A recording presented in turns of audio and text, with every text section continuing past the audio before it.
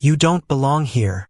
The words landed cold and sharp against the polished marble as Naomi Carter stood frozen at the edge of the wide bedroom, the soft yellow lamp casting a quiet glow over two small figures curled into her sides, their fingers gripping the fabric of her worn sweater like it was the only steady thing in a house built on silence. Richard Hale stood in the doorway, tall, composed, every inch of him controlled, his voice low but final. "This is not how we do things in this house." And the room seemed to shrink around that sentence, the air tightening, the faint hum of the climate system suddenly too loud, too artificial. Naomi didn't move right away, not because she was defiant, but because she could feel the boys breathing, uneven, fragile, their small chests rising against her arms as if the moment she shifted, something inside them would break again. She lowered her gaze, not in submission, but in quiet understanding. "They just needed someone to stay," she said softly, her voice barely, louder than the rustle of the curtains brushing against the tall windows. Outside, the sky stretched gray over the estate, heavy with rain that hadn't fallen yet. Richard exhaled through his nose, the kind of breath that carried years of pressure, of decisions made quickly and corrected with money. "We've had professionals," he replied, stepping further into the room, his shoes silent against the floor. "People who know what they're doing." Naomi nodded once, her hand still resting lightly on one boy's back, feeling the small rhythm of his breath begin to steady. "Yes, sir," she said, but they kept leaving. The words hung there, not challenging, not accusing, just true, and something in the room shifted, subtle, almost invisible, like the flicker of a light you almost miss. One of the boys stirred, his hand tightening around her sleeve, a quiet sound slipping from his throat. Not quite a word, not quite a cry. Richard paused, just for a second, his eyes moving from Naomi to his sons, really looking this time, at the way their faces had softened, the tension that usually lived in their brows gone, replaced by something unfamiliar, something closer to peace. But control was easier than uncertainty, and control was what he knew. "This ends tonight," he said, more to himself than to her. Naomi inhaled. Slowly, then carefully, gently, she eased her arm free, the movement precise, practiced, like someone who had learned how to leave without causing pain. She pulled the blanket up over the boys, smoothing it down with a touch so light it barely disturbed the fabric. One of them shifted again but didn't wake. She stood, her hands empty now, and for a brief moment, the space between her and the bed felt like a distance measured in miles, not feet. She picked up her small bag from the chair. The zipper sounds soft but final, and turned toward the door, passing Richard without meeting his eyes, not out of fear, but because there was nothing left to say that hadn't already been understood. The hallway outside felt colder, the light harsher, every step echoing slightly as she walked away. Behind her, the room settled into stillness, a different kind this time, not the brittle silence of tension, but something deeper, something fragile. And Richard remained where he stood, listening, waiting for the familiar sound that always came after, the cries, the chaos, the breaking. But it didn't come. Minutes passed, then more, and the house held its breath, and for the first time since he could remember, there was nothing to fix, nothing to control, just quiet.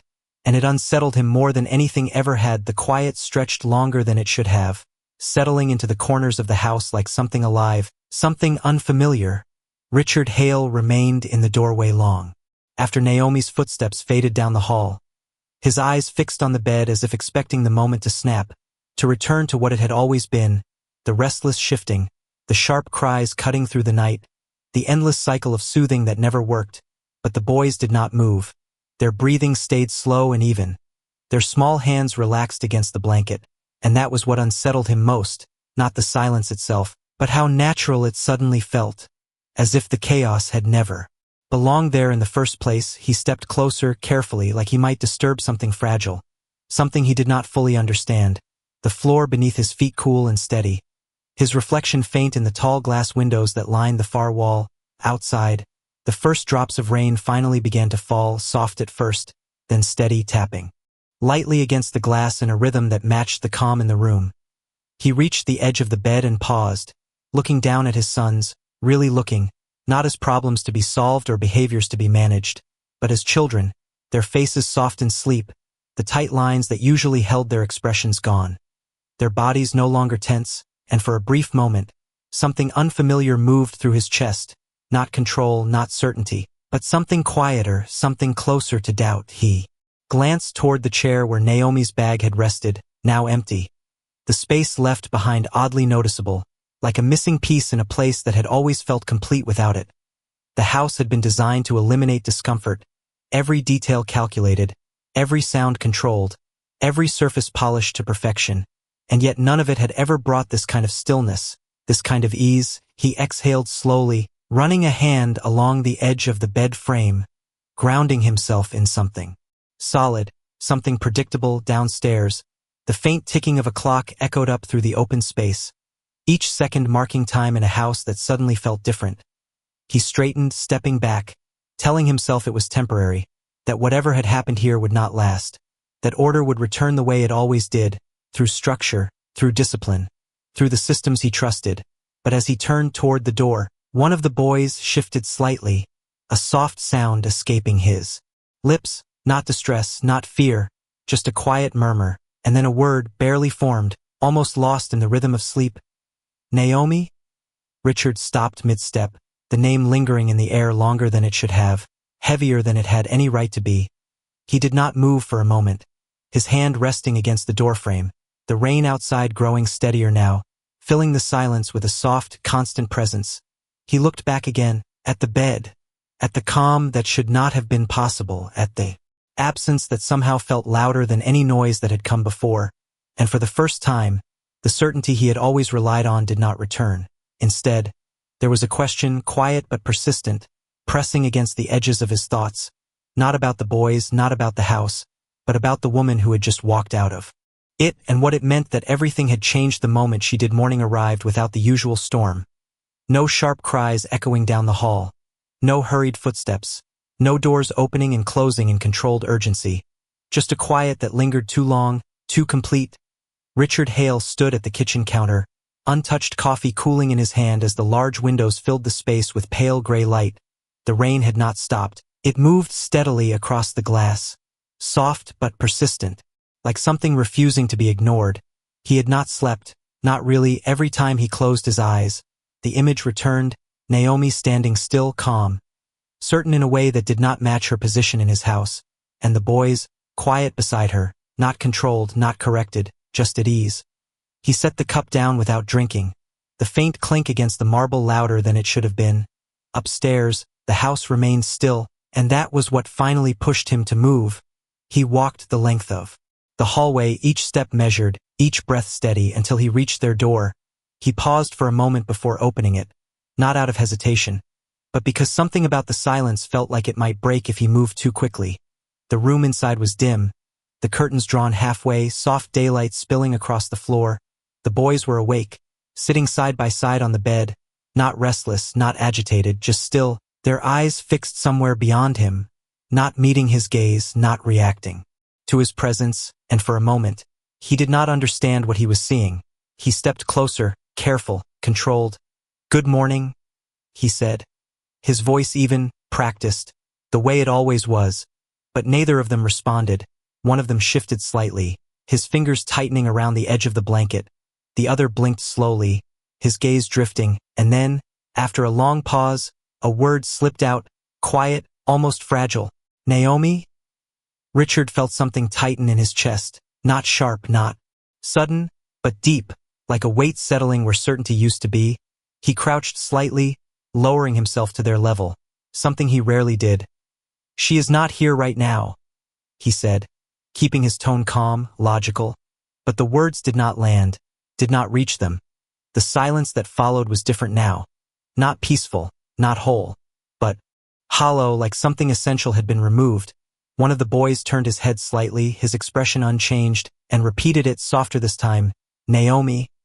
And the other followed, not in unison, not rehearsed, just natural, like a reflex, like breathing. Richard straightened slowly, his hands falling to his sides. He had seen resistance before, refusal, outbursts.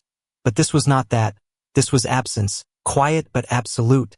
He stepped back, watching them, waiting for something to shift, for the familiar patterns to return. But they did not. Minutes passed.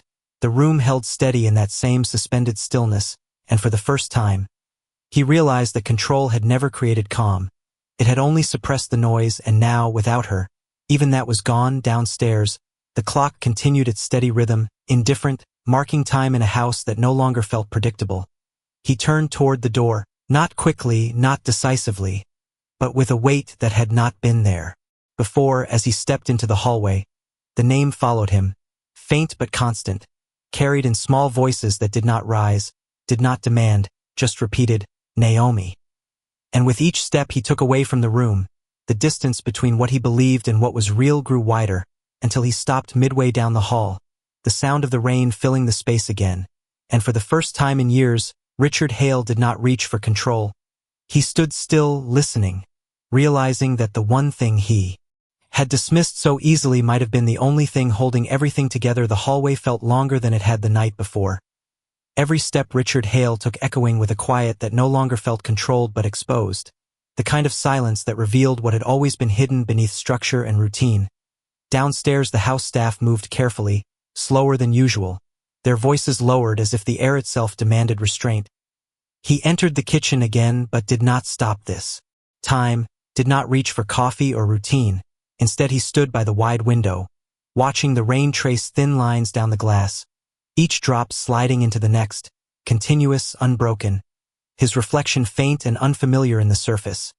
He had built everything in this house to respond, to obey, to adjust at command, temperature, lighting, schedules, people, but nothing responded now, not in the way he expected, not in the way he understood. Upstairs the faint sound returned, not loud, not urgent, just persistent. A single name carried through the space again and again. Naomi? It did not rise into panic, did not fracture into chaos. It remained steady, almost calm, and that steadiness unsettled him more than any outburst ever had. He turned from the window and moved back toward the stairs, slower this time, as if each step required a decision he was not used to making. When he reached the top, he paused again outside their room, listening, not to correct, not to intervene, but simply to hear. The door was slightly open, the light inside soft and unchanged. The boys remained where he had left them, sitting close together, their posture small but grounded, their eyes distant but focused on something he could not see. He stepped inside without speaking, the floor cool beneath his feet, the air warmer here, different, as if the room still held the presence of someone who had already gone. One of the boys shifted slightly, his hand brushing against the empty space beside him. A small searching motion that stopped just short of reaching anything, and then again quietly, Naomi? Richard felt it then, not confusion, not frustration, but something deeper, something he could not control or dismiss, the realization that what they were asking for was not discipline, not instruction, not expertise, but a person, a presence, something that could not be replaced by systems or schedules. He took a step closer, lowering himself slowly into the chair near the bed, the same chair where Naomi had sat, where she had simply stayed. He rested his hands on his knees, unsure for once what the correct action was, unsure what response would restore what had been lost. The rain outside continued its steady rhythm, filling the silence between each breath, between each quiet repetition of her name. Minutes passed, and still nothing changed. The boys did not turn toward him, did not reach for him, not because they rejected him, but because they were waiting for something else, something he had already sent away. He exhaled slowly, the weight in his chest settling into something undeniable, something that could no longer be explained away. Downstairs, a faint voice called his name, one of the staff, hesitant, uncertain. He did not respond right away, his attention fixed on the small space between the two boys where absence now lived, and in that space, he finally saw it clearly, not as a failure of behavior, not as a problem to solve, but as a truth he had overlooked, that connection could not be commanded, that trust could not be scheduled, that presence could not be replaced. He stood after a long moment, not with urgency, not with anger, but with something quieter, something heavier. He turned toward the door, pausing once more before stepping out, and as he walked down the hallway, the sound followed him again, steady, unbroken, Naomi? And this time he did not ignore it, he did not dismiss it, he carried it with him, each step pulling him further away from certainty and closer to a decision he had never expected to make. The rain had not stopped for hours, It pressed steadily against the windows as if the world outside refused to move forward until something inside the house changed. Richard Hale stood in his office but did not sit, the leather chair behind him untouched. The desk perfectly arranged the way it always was, every document aligned, every surface clear, and yet none of it felt useful, none of it offered a solution. He had spent years solving problems with precision, with speed, with authority. But this was different. This had no structure, no measurable outcome, no clear path from cause to resolution, and that absence unsettled him more than failure ever had.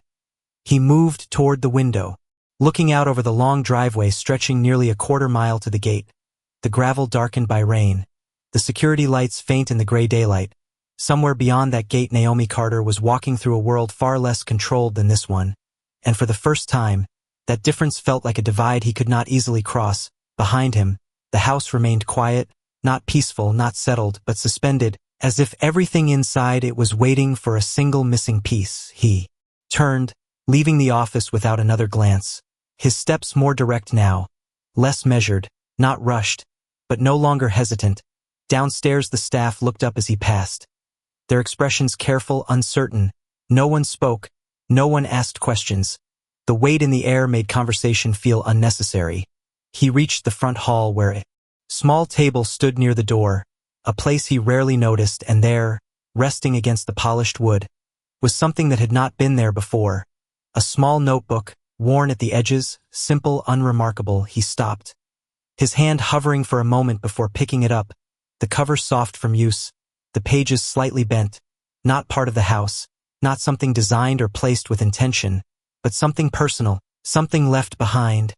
He opened it slowly, not expecting anything specific, but the first page held his attention immediately, the handwriting neat but unpolished, each word written with care. They do not need to be fixed. They need to feel safe.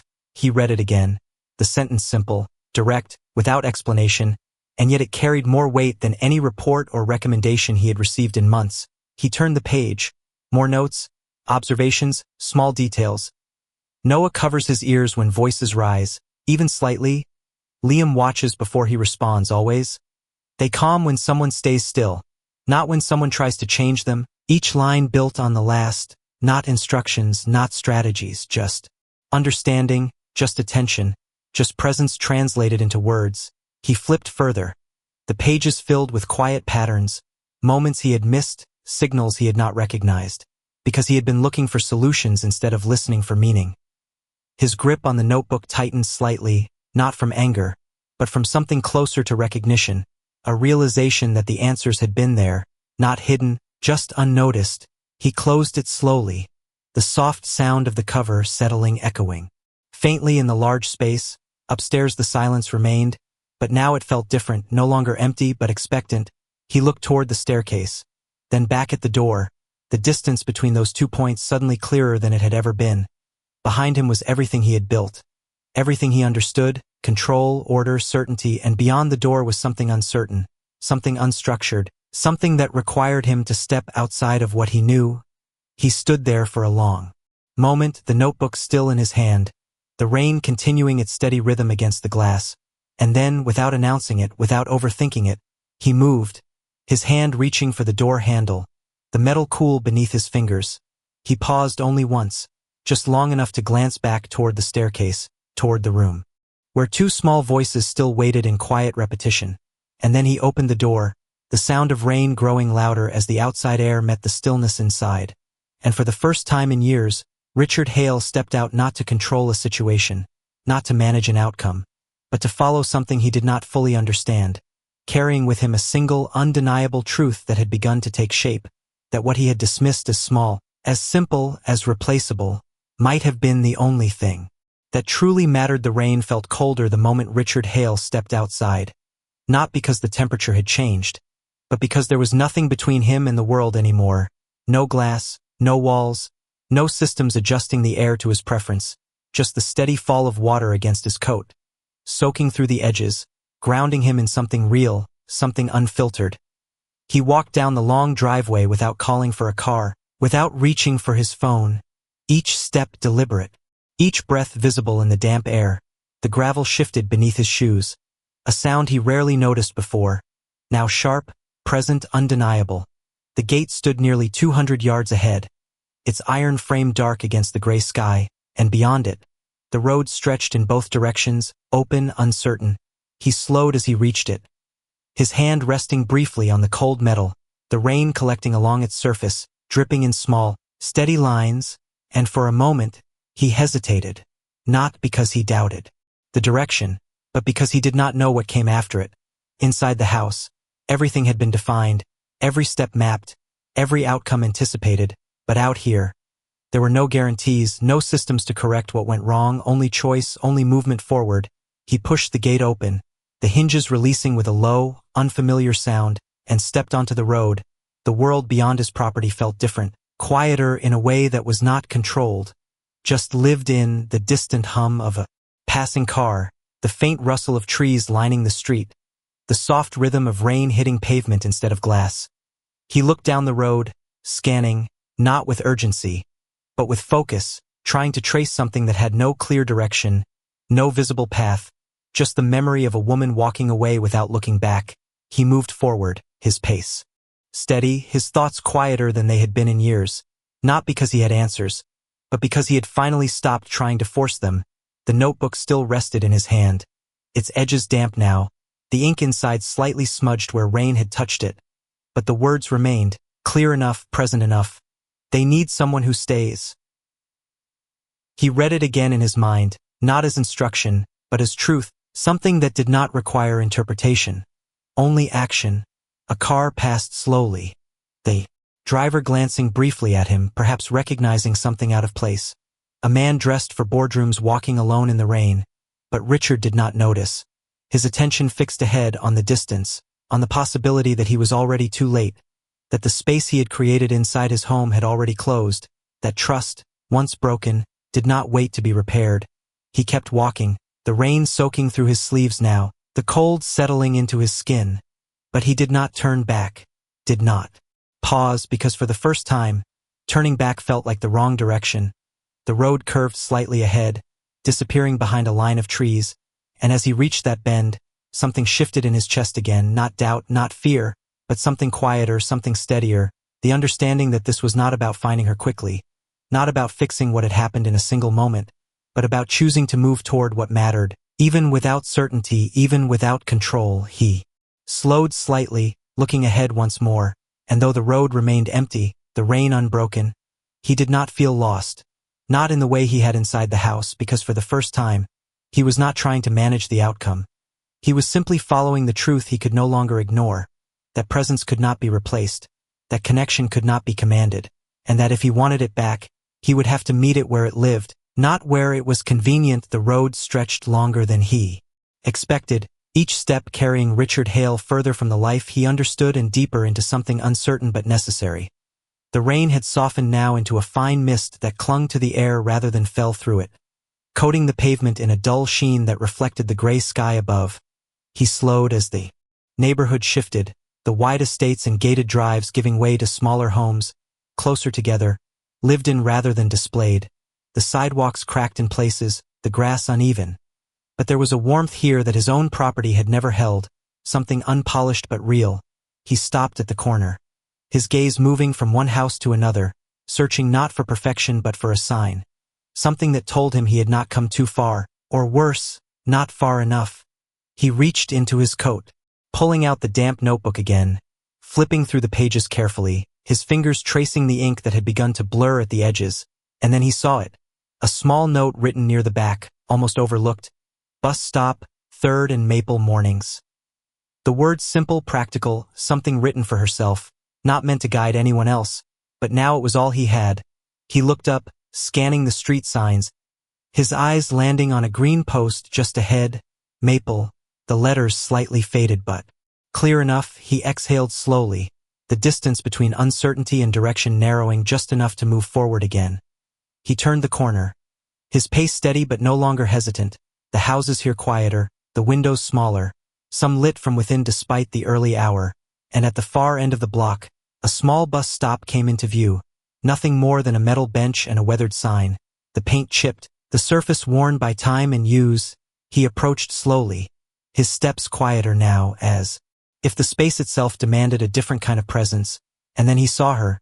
Naomi Carter sat on the bench, her posture still, her hands resting in her lap, a small bag beside her, her clothes slightly damp from the rain, her hair pulled back loosely, a few strands clinging to her face.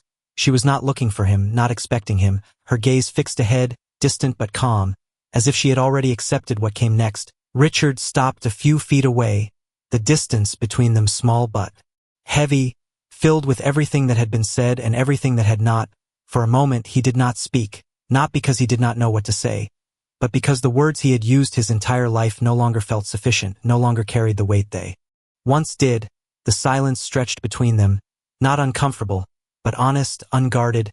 Naomi sensed him then, turning her head slightly, her eyes meeting his, not surprised, not defensive, just aware, present in a way that did not shift for his arrival. He felt it again, that quiet steadiness she carried, something he had mistaken for simplicity before, something he now understood required more strength than control ever had. He took a small step forward, the sound of his shoes against the damp pavement grounding him in the moment. "I read your notes," he said finally, his voice lower than usual, stripped of its usual authority. Naomi held his gaze, her expression unchanged, waiting, not for an explanation, not for justification, but for something real, something he had not offered before.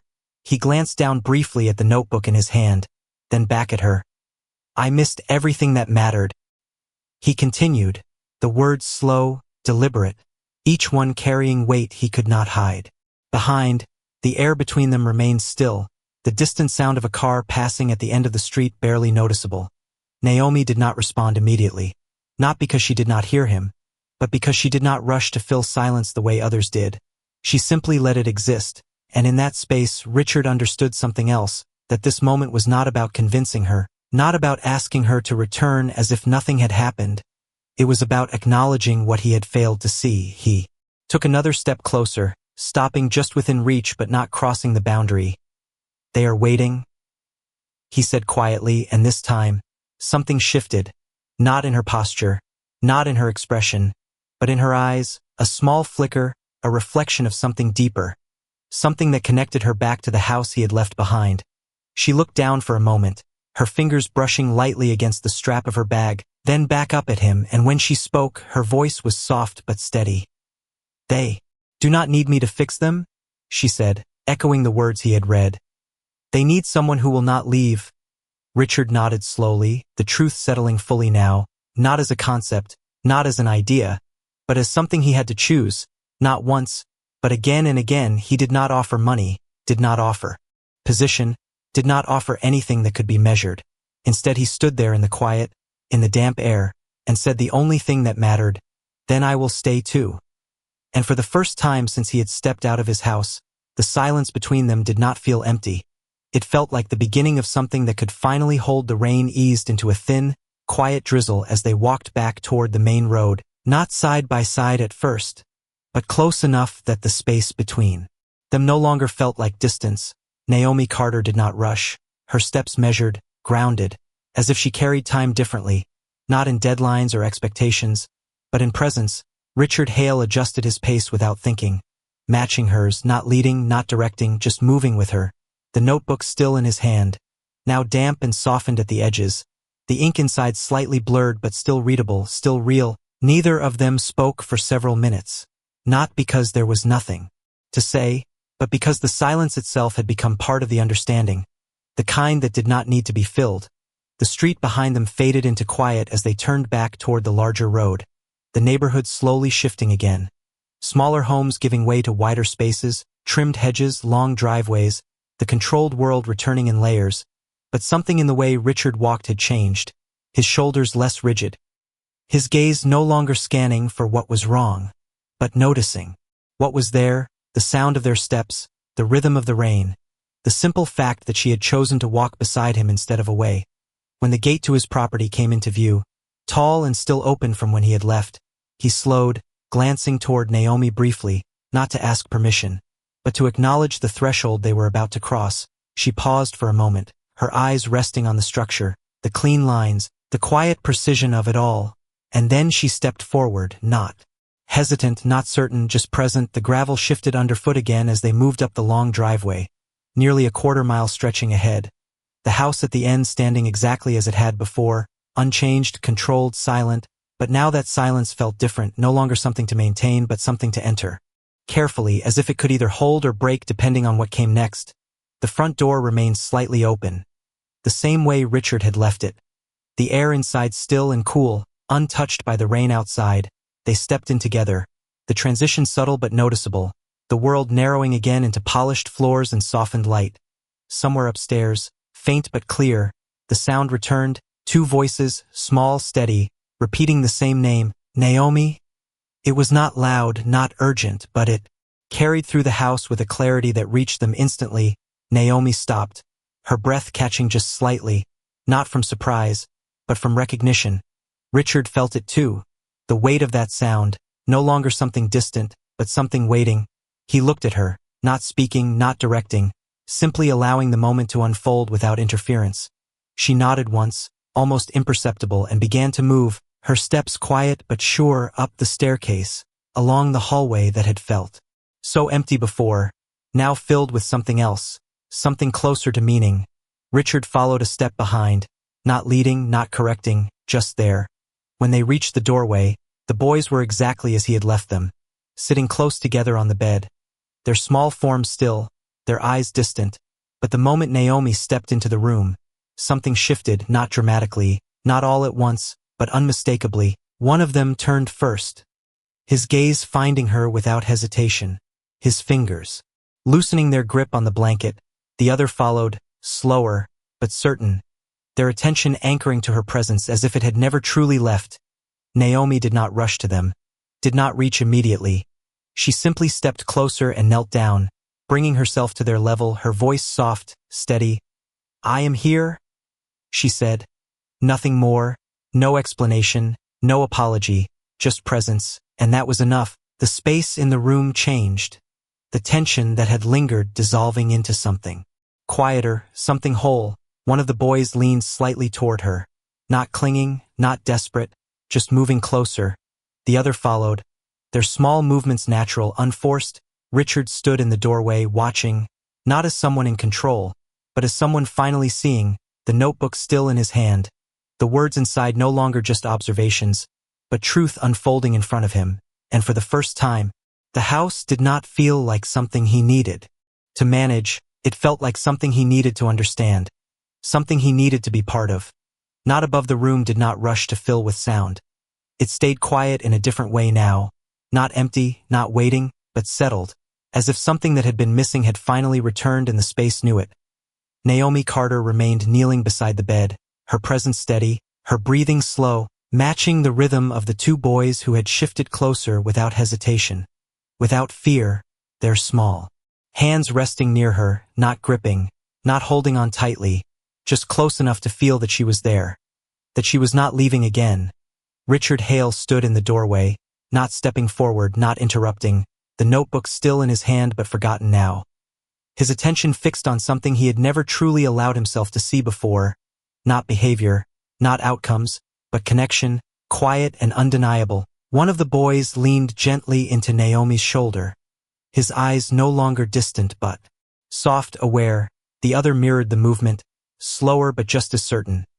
Their bodies no longer guarded, no longer braced for something to change too quickly. Naomi did not move to correct them, did not guide or instruct. She simply stayed, her hand resting lightly on the blanket between them, her voice calm, almost a whisper. "You are okay," she said, not as reassurance to fix something, but as truth offered without condition. The words settled into the room without resistance, without the need to be repeated. Richard felt it then, not as a sudden realization, but as something deeper, something that had been building since the moment he stepped out into the rain. The understanding that nothing in this moment could be forced, nothing could be controlled into existence. It had to be given space, given time. He stepped forward slowly, just one step, careful not to disrupt what was unfolding. The floor beneath him no longer felt like something to cross quickly, but something to move across with intention. Naomi glanced up briefly, her eyes meeting his, not with expectation, not with judgment, just acknowledgement. And in that look, There was no hierarchy, no division of roles, only a shared understanding that this moment belonged to all of them now. Richard lowered himself slightly, not sitting, not fully entering, but no longer standing apart, his voice quieter than it had ever been in this house. "I am here," he said. The words simple, unpolished, but real. The boys did not respond immediately, but something shifted. One of them turned his head slightly toward him, not fully, not completely, but enough to recognize his presence without pulling away from Naomi. It was a small movement, almost imperceptible, but it carried more weight than anything he had achieved through control. The room held that moment gently, the light from the window softening as the rain outside began to slow, the steady tapping against the glass fading into something lighter, something that allowed space for breath, for stillness. Naomi adjusted slightly, not to reposition them, but to remain comfortable, to remain present, and the boys followed that quiet movement without resistance, their breathing even. Their bodies relaxed in a way that felt natural, not managed. Richard watched, not searching for what to do next, but allowing himself to learn what staying actually meant, not solving, not directing, just being there. The notebook slipped slightly in his hand, and he placed it down on the nearby table without looking, because he no longer needed the words to tell him what mattered. He could see it now, feel it in the way the room held together without effort, in the way the boys no longer reached out in absence but rested in presence. Time moved quietly, not marked by urgency or expectation, just by breath, by light, by the soft sound of the world outside. Continuing on without interruption, and in that quiet, something settled inside him, not a solution, not a conclusion, but a beginning. Something that did not need to be declared or explained, only lived. Naomi remained where she was, the boys close beside her, and Richard, no longer at the doorway, no longer outside of the moment, stood within it, learning, for the first time, that staying was not a decision made once, but a choice made again and again, in silence, in presence, in the quiet. Spaces where nothing needed to be fixed because everything that mattered was already there.